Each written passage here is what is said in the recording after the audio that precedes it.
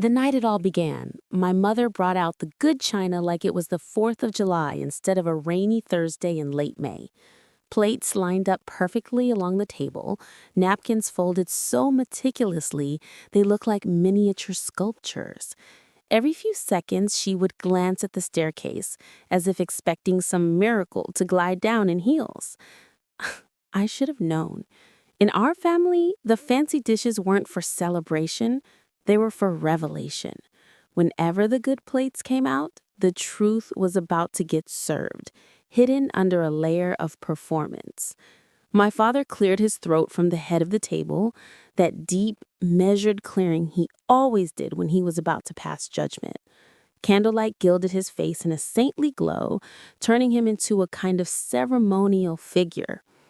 "Your sister," he announced, raising his glass like a toast was the only punctuation she deserved, "has always been the provider." The words hit the table like a hammer. My mother's eyes shimmered, teary but proud. Uncle Martin, who hasn't applauded anything since his college graduation, actually tapped his fingertips against the table. I found myself sneaking another glance at the staircase, and just as I feared, there she was, Madeline, my older sister, gliding down in a silk blouse, a smile that demanded applause and admiration, the kind of smile that had everyone convinced she walked on sunshine instead of solid ground. She settled into the seat beside me, brushing off some invisible lint from my sleeve. She whispered, "You look exhausted, Sam. Working too much again?" My fingers clenched around the stem of my glass. Madeline had spent the last 2 months holed up in her old bedroom, no job, no direction, but a calendar full of coffee meetings labeled networking. Her social feed was perfection. Sunrise yoga shots, mirror selfies with matcha lattes, all captioned, "Building something big." If ambition were a photograph, Madeline would have been on Forbes. "Raise your glasses," Dad said, his voice solemn and ceremonial, "to Madeline, our rock, our blessing, our provider." Everyone obeyed. Even Aunt Nora, who normally reads bills like they're cryptic puzzles, lifted her wine glass. Compliments ricocheted around the table. Fearless, visionary, endlessly responsible. I didn't raise my glass. I let the rim touch my teeth. A small ping, almost like a warning bell. Something in me focused sharply. 6 months ago, Madeline called me from some parking lot, breathless and insistent. "Funds are frozen for a few weeks. Bank glitch, stupid clerical thing. Can you co-sign for me? Just for a month. I promise I'll never touch it." The lies were smooth, reasonable, practical. I co-signed because that's what I always did. Fixed the mess, kept the peace, sent receipts later. By the second month, my phone was pinging with minimum payment reminders during staff meetings. By the fourth, the balance had grown like a shadow behind my own shadow, late fees piling up. Meanwhile, Madeline's Instagram tags shifted from trail hikes she never took to rooftop bars she never really visited. Essential hiking gear still sat in her car. I sent 2 polite emails, totaling everything. She responded with heart emojis and a "you're an angel." And the debt kept swelling. Dad droned on. "There are doers and there are talkers. Madeline is a doer." I spun my wine glass slowly, letting the candlelight bend into a tiny wobbling comet in the crystal. I hadn't planned to say anything. Not here, not tonight. But the room was applauding a miracle carved from my credit score. And suddenly, silence felt like complicity. "Perfect," I said, evenly, almost too calmly. "Then she can handle the $9,200 I've been paying off for her." The laughter froze midair. Forks hovered. Even the air seemed to pause, as if the house itself was holding its breath. Madeline's cough was ugly, out of place with her polished appearance. "What?" Mom made a soft animal-like sound. "Sam, darling, that's not appropriate dinner conversation." I set my glass down, reached into my tote, and placed the thick manila envelope in the middle of the table. It thudded softly against the wood. Itemized statements, charges, dates, screenshots, airline tickets, emergency headphones, hiking gear, interest, and late fees. Everything I covered so your provider wouldn't get collection calls. Uncle Martin leaned forward, fascinated, like he was seeing an eclipse. Dad's jaw tensed audibly. Candlelight flickered across the oil painting of our grandparents, their stoic, disapproving eyes watching silently from gilded frames. Madeline's confident smile vanished. Sam, if this is about the temporary card, Mom started, fluttering her hand like trying to shoo a fly. No. The word fell soft, final. I slid the first page toward Madeline. This is where you stop posing and start paying attention. Her eyes scanned the pages. Her throat worked. This is a mistake. Then zero it out, I said. Silence spread like fog through the room. Even the radiator seemed to stop its soft hum. She pressed her hand to her chest, bracing for fainting. You could have spoken to me privately. I did. You left me on red and flew to Tulum. Her silk blouse blushed with the flush creeping up her neck. I was there for a women's business retreat, she stammered. For what business? I asked, harsher than I intended. Your hobby of making plans on Instagram? Dad pushed his chair back sharply. Enough, he said, low and controlled. We don't ambush family. A reflex rose in me, the instinct to apologize for another's mess. But I swallowed it. For a heartbeat, the room stared at the envelope as if it might grow teeth. Madeline's hand trembled over the papers before retreating. Mom finally spoke. We'll resolve this, but not like this. Not with the good china out. A part of me wanted to laugh. Another part wanted to collapse into exhaustion. Instead, I breathed deep, down to the bottom of the part of me that used to patch holes with my own skin and call it love. You're right. This isn't the place. Madeline looked relieved for a fraction of a second, misreading my movement. I picked up my coat. Where are you going? Dad asked, his control fraying. Home, I said. I nodded toward the envelope. Your provider knows where to start. My napkin slipped to the floor, a small white flag no one picked up. The hallway stretched long, lined with family photos watching me pass. Science fair ribbons, Christmas mornings, prom photos of Madeline, the perfect promise. The door clicked shut behind me. Cold air hit like a slap. Rain, cut grass, and the ozone smell of an approaching storm. I paused at the top step, letting the quiet spread around me. The good plates would whisper behind me, their porcelain prophecy fulfilled. Somewhere inside, a low hum began, like a computer waking, old files blinking, names sorting themselves into columns. They thought I'd come to break the family. They hadn't realized I was finally done fixing it. I got into the car, seatbelt gliding across my chest. My phone buzzed, minimum payment due. For the first time in months, I swapped it away without a jolt of panic. The engine purred, steady as a heartbeat. I pulled away from the curb, the house shrinking in my rearview mirror, familiar and distant at once. They would call me cruel, ungrateful, but there's a kind of love that isn't love. It's a contract without terms, a blank check they cash with your silence. The porch light flicked on. I pictured the envelope at the table, a bomb that would only detonate when read. The street was quiet. A neighbor's wind chime tinkled. I saw my reflection in the car window, the same face I'd carried through a decade of keeping the peace, and barely recognized it. This wasn't confrontation. It was a warning shot. And I wasn't done. For the next 3 days, my phone stayed completely silent. No calls, no texts, not even from Mom. And I had a sinking feeling that silence always meant something was brewing. Subscribe for more stories like this and stay with me as the truth starts to unravel. The first 3 days after dinner were unnerving. My phone stayed silent, each minute stretching like taffy. No apology from Madeline, no inquiries from Mom. Even Dad avoided eye contact when I ran into him at the grocery store, his cart loaded with organic vegetables like some kind of peace offering. Silence can be deafening, especially when you know someone is plotting. I spent those days thinking, organizing, even obsessively recounting every transaction, every excuse she had ever made. I wasn't just angry, I was calculating. On the fourth day, just after sunrise, my phone buzzed. A single message from Madeline. Sam, we need to talk. It's urgent. Urgent. The word buzzed in my chest like a live wire. I stared at the screen, unsure whether to reply immediately or keep her hanging. My thumb hovered.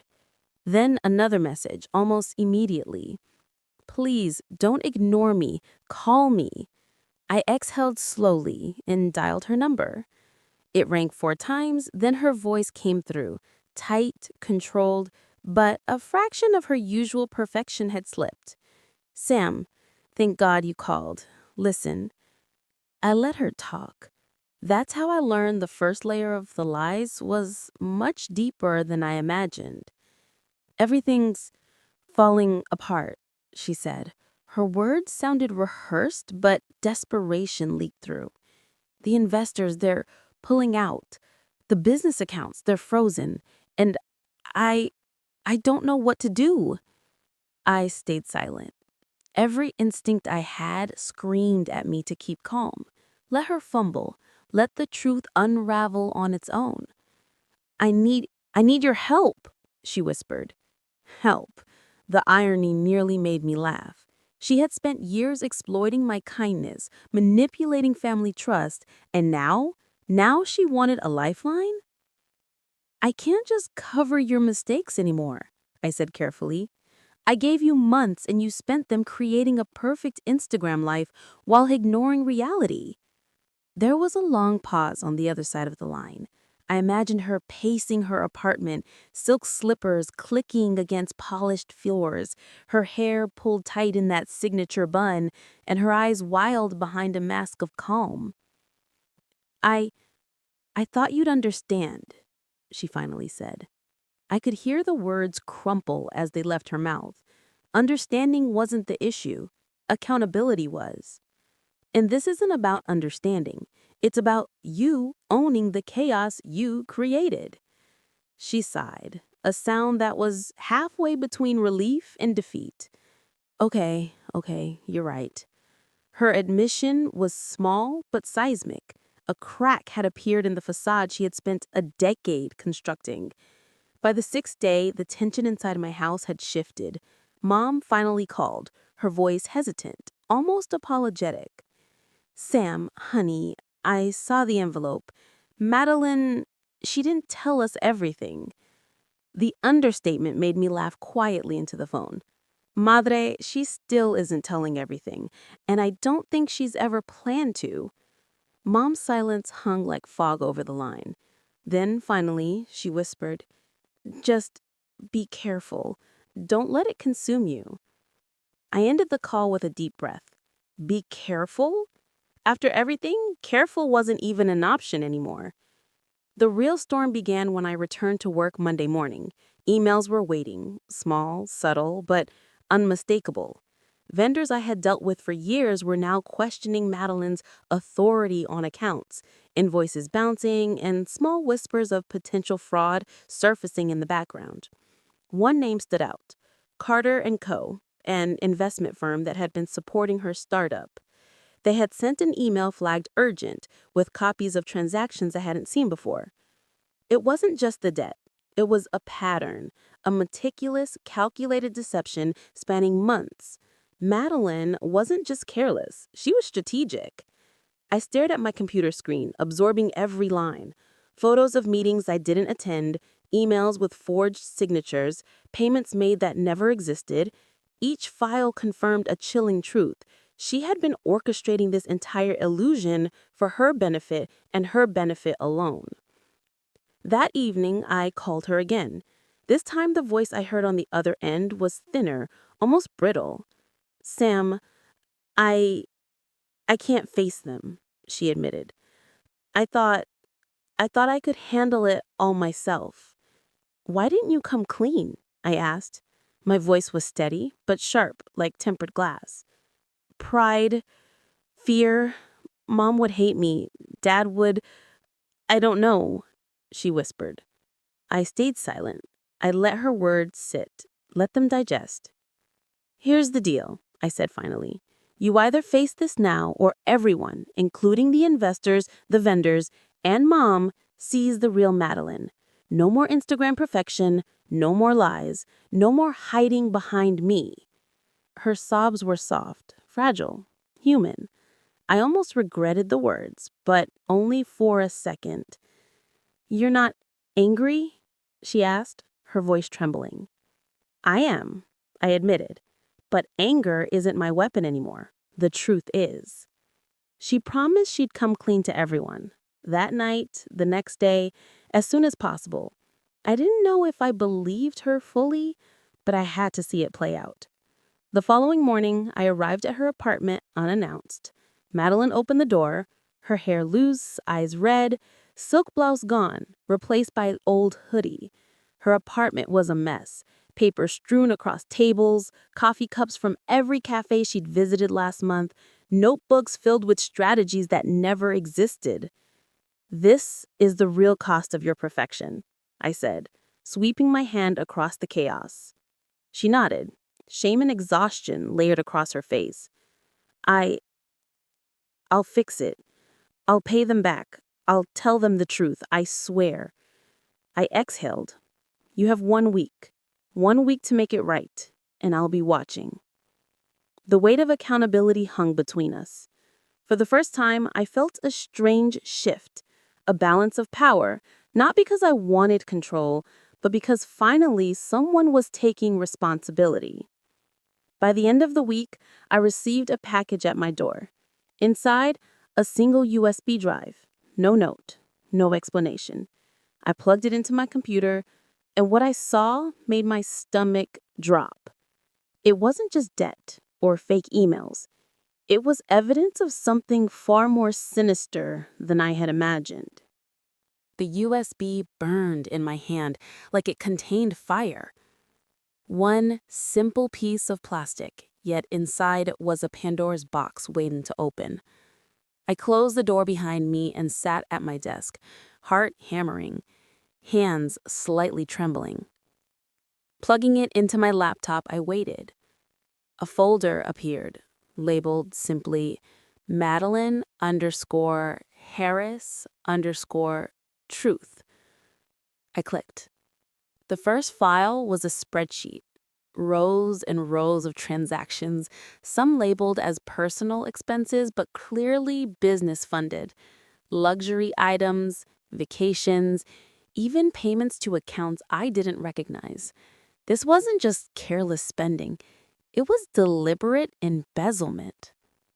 Then I saw the emails, dozens of them, meticulously arranged, conversations with investors who had been manipulated with fake contracts, fake reports, even forged signatures. Every time I thought I had seen the worst, another file appeared. And then the last folder. It was a series of video recordings, dates, times, locations, all matching meetings she claimed she had attended alone. But in the videos, Madeline wasn't meeting investors at all. She was meeting someone else. Someone very familiar. The face that appeared on screen made my stomach drop. It was Mom. The videos revealed hours of conversations where Mom and Madeline discussed how to manipulate Dad, how to maintain appearances, how to control the narrative in the family, all while presenting a perfect life on social media. The truth that my mother had been complicit shook me to my core. I leaned back, stunned. My entire understanding of my family had just been uprooted. My sister's lies were only part of a larger web, and all this time, I had believed the fight was between me and her. My phone buzzed. A message from Madeline. "Sam, please tell me you've looked at it. You need to see the truth." I typed back. "I've seen it, and it's worse than I imagined." Her reply came instantly. "I know. That's why we need to work together before it's too late." I didn't sleep that night.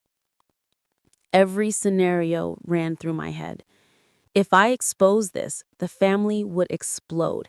Investors would pull out, and Dad, how would he react knowing Mom had been involved? The thought of betrayal ran deeper than I had ever felt. By morning, I had made a decision.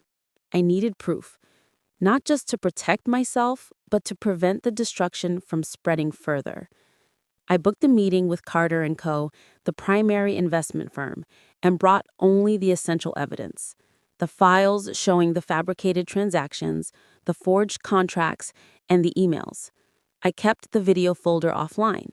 That was a nuclear option, a last resort weapon. The meeting was tense. Carter, a stern woman in her 40s with sharp eyes that seemed to pierce through lies, flipped through the documents silently.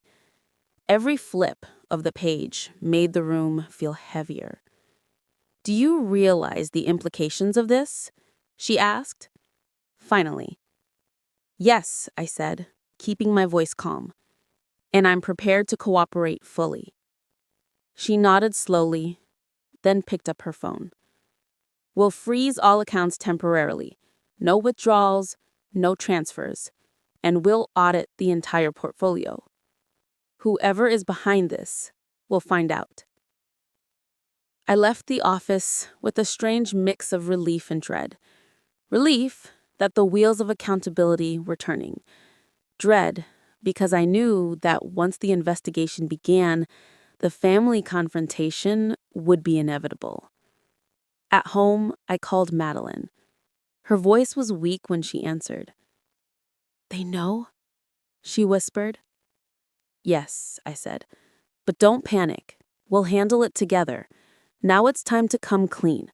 To Mom, to Dad, and to anyone else involved. No more secrets." She was silent for a long moment. Then, "Sam, thank you.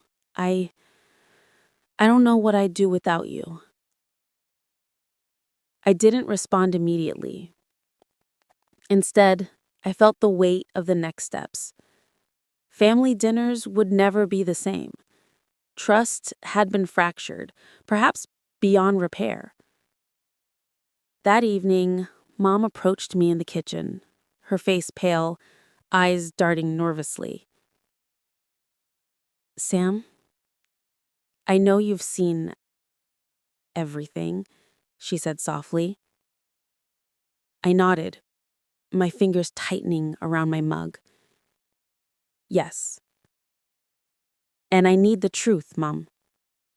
No more hiding, no more lies." Tears welled in her eyes. I only wanted to protect you all, protect the family image. I didn't think it would go this far." Her voice cracked, and I realized that for the first time, we were all vulnerable. No masks, no lies, just the raw, uncomfortable truth. The next days were a whirlwind. Madeline and I approached Dad together. Investors were informed, vendors received apologies and corrected contracts.